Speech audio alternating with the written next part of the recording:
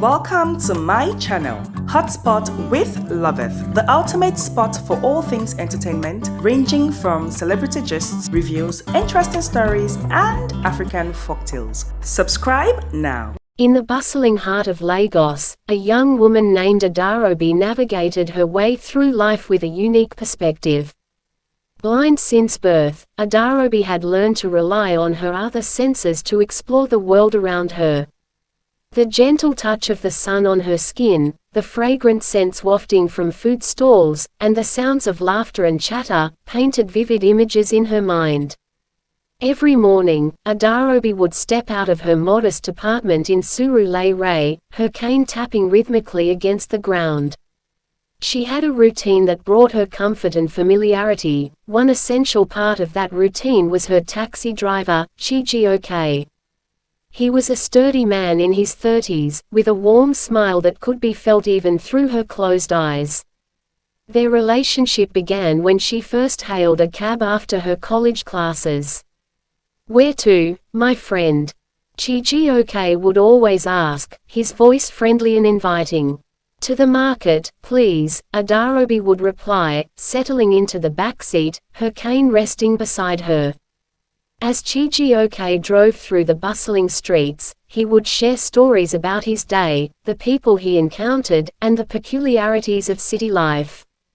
Over time, their exchanges blossomed into a strong friendship, built on trust and mutual respect. Days turned into weeks, and Adobi and UCHE's friendship deepened. He became her eyes in the world, describing the vibrant colors of the flowers at the market, the smiles of children playing in the streets, and the ever-changing skyline of Lagos. She learned about his family, his dreams of becoming a mechanic, and the struggles he faced as a taxi driver in a city that often seemed indifferent to the plight of its inhabitants. One rainy afternoon, as they sheltered from the downpour in a small eatery, UCHE noticed Adobi's fidgeting fingers. She had a small notebook in her lap, where she jotted down thoughts and observations about life, love, and her dreams. It was a personal treasure, a collection of her innermost feelings and ideas. "What are you writing about today?" he asked, curiosity piqued. "Just thoughts about life," she replied, a hint of vulnerability in her voice. "I wonder what it would be like to see the world through your eyes." UCHE's heart softened. He admired Adobi's strength and resilience. "You see more than many do with their eyes, Adobi. Your world is rich with colors that we can't even imagine." Her smile was radiant, a reflection of the bond they were forming. Little did they know that the warmth of their friendship would soon be tested. As their friendship grew, so did the gossip around them. UCHE's friends began to notice his frequent rides with Adobi and started making jokes about the two of them. "Are you trying to date a blind girl, UCHE?" one friend teased, laughter echoing through the smoky air of their hangout spot. UCHE brushed off the comments, but they lingered in the back of his mind. Meanwhile, Adobi's friends were not oblivious either. "Are you sure it's wise to spend so much time with him?" one of her friends cautioned. "What if he's just pretending to be nice?" The whispers surrounded them, creating a cloud of doubt that neither had anticipated. Despite the misunderstandings, they continued to cherish their time together, their laughter echoing against the vibrant backdrop of Lagos life. One fateful evening, a significant event changed everything.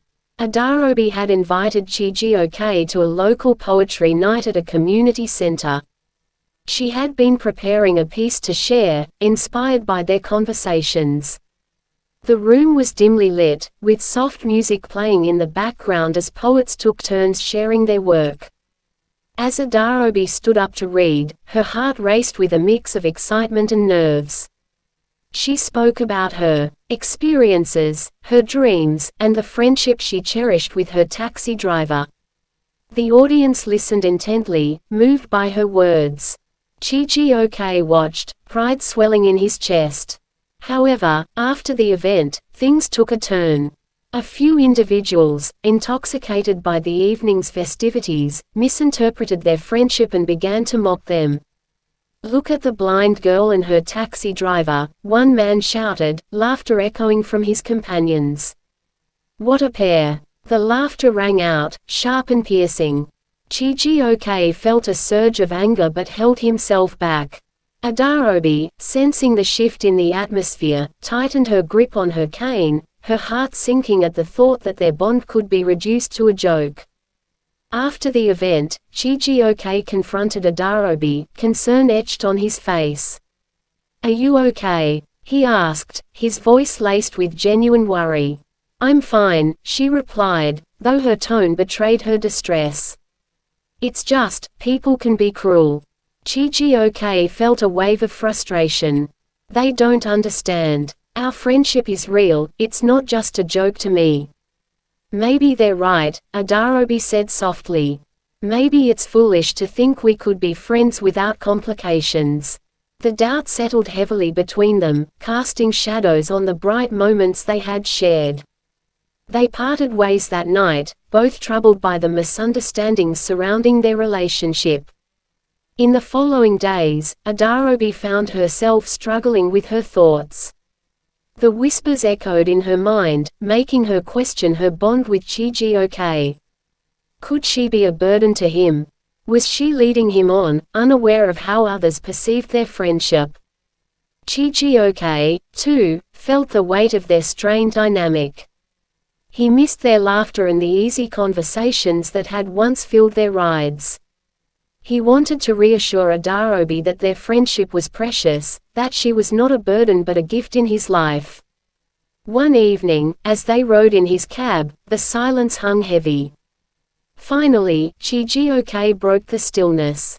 "Adarobi, I value our friendship more than anything. You mean so much to me. I don't want to cause trouble for you," she said quietly, her voice tinged with uncertainty. "You're not causing trouble," he insisted, his heart racing. "I don't care what others think. What we have is real.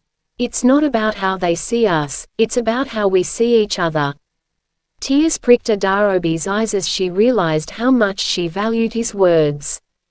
"You're right," she replied, her voice steadying. "I've let their opinions cloud my judgment. I don't want to lose you." With newfound determination, Adarobi decided to confront the misunderstanding head-on. She organized a small gathering at her apartment, inviting Chijioke and a few close friends. She wanted to show everyone that their friendship was built on respect, not mockery. As the evening unfolded, Adarobi spoke openly about her friendship with Chijioke. She shared stories of their adventures, the warmth of their conversations, and the bond they had formed. Chijioke chimed in, echoing her sentiments and emphasizing the importance of genuine connections beyond societal norms. The atmosphere shifted. Laughter filled the room as people began to understand the depth of their friendship. The awkward tension dissolved, replaced by a sense of camaraderie.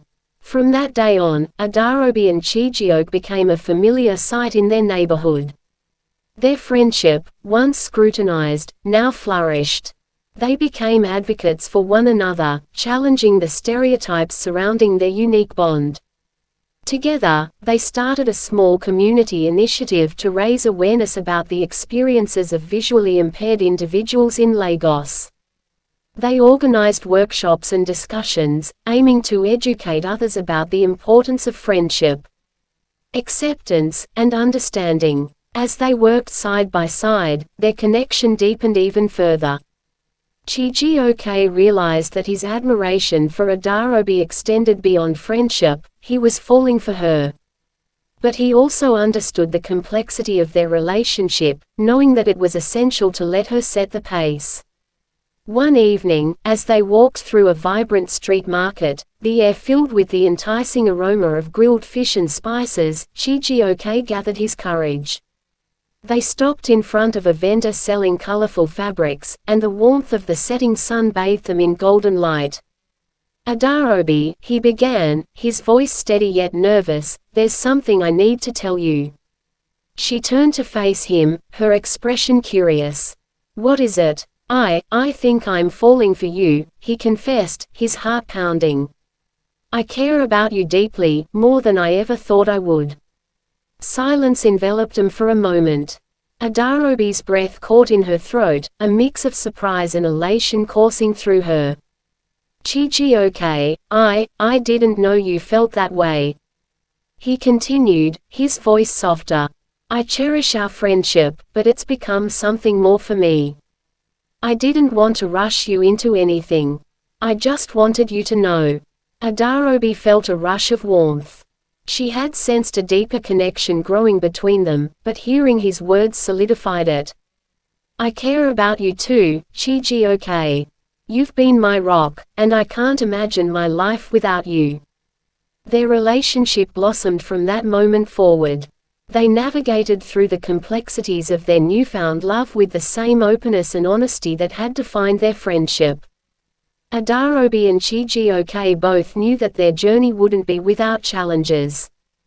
The whispers and judgments from others might never completely disappear, but they had built something strong enough to weather the storm. Adarobi's world, once filled with the sensory beauty she had cultivated through touch, sound, and scent, now included an even deeper connection, love. Chijioke became more than just her eyes, he became her partner in every sense. He described not only the physical world to her but also the emotions he saw reflected in those around them. They shared a bond that transcended words, and every time they held hands or exchanged a glance, the world felt lighter. Chijioke, in turn, found himself transformed by Adarobi. Her resilience, kindness, and ability to find beauty in everything inspired him daily.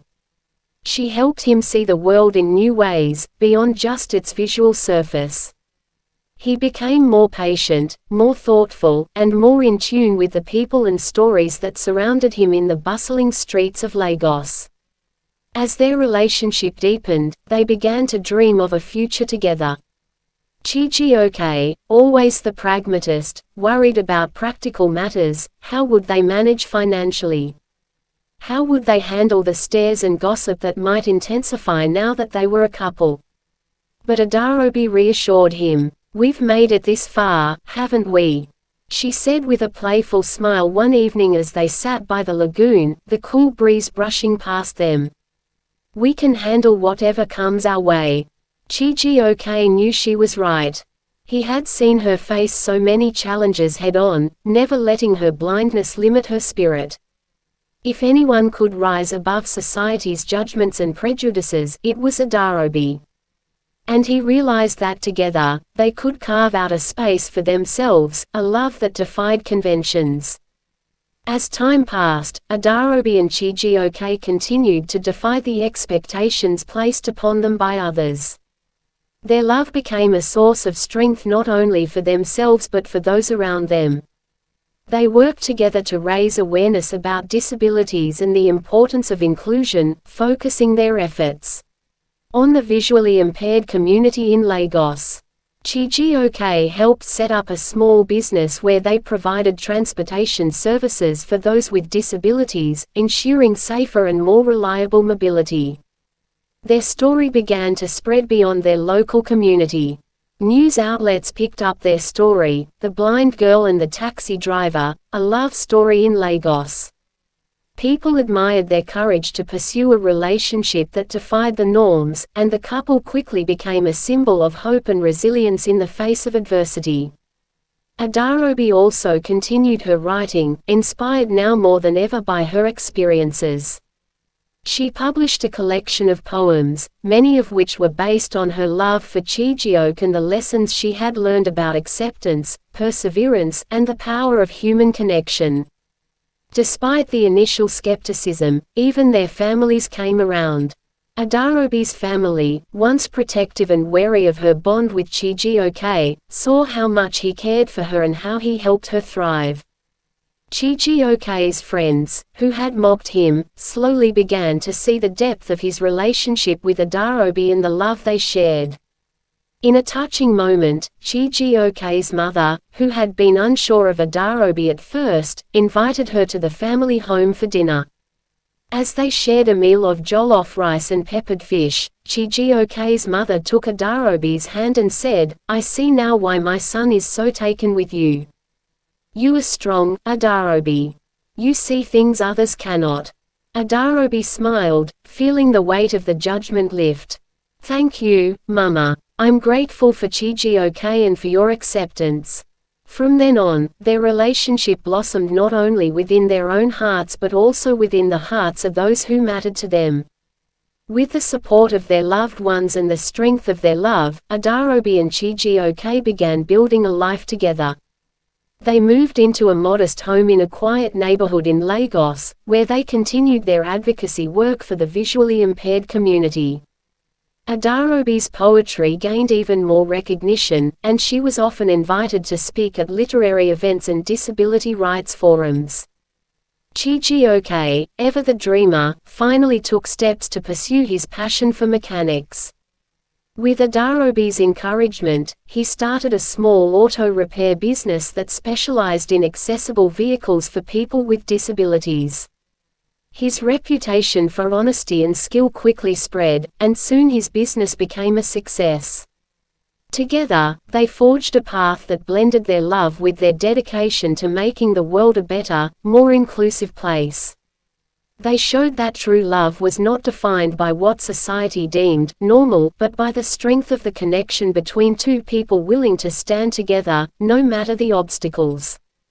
Years later, as Adarobi and Chijioke sat on their porch, watching the vibrant Lagos sunset, one described by Chijioke and imagined vividly by Adarobi, their journey felt like a testament to the power of love. They had proven to themselves and to others that love wasn't limited by sight or circumstance. It was something deeper, something unshakable. "Do you ever think about how we started?" Adarobi asked, her hand resting on Chijioke's knee. "All the time," Chijioke replied with a smile. "You got into my cab one day, and I had no idea you'd end up changing my life." Adarobi chuckled. "And you changed mine. You became my eyes, my partner, and my friend. And you taught me how to truly see," Chijioke said softly, his voice full of emotion. They sat there in comfortable silence, the world bustling around them but feeling distant in that moment. They had faced judgment, misunderstandings, and challenges, but they had emerged stronger, united by a love that could not be swayed. As the sun dipped below the horizon, the future stretched out before them, uncertain, perhaps, but full of possibilities. And together, Adarobi and Chijioke were ready for whatever came next.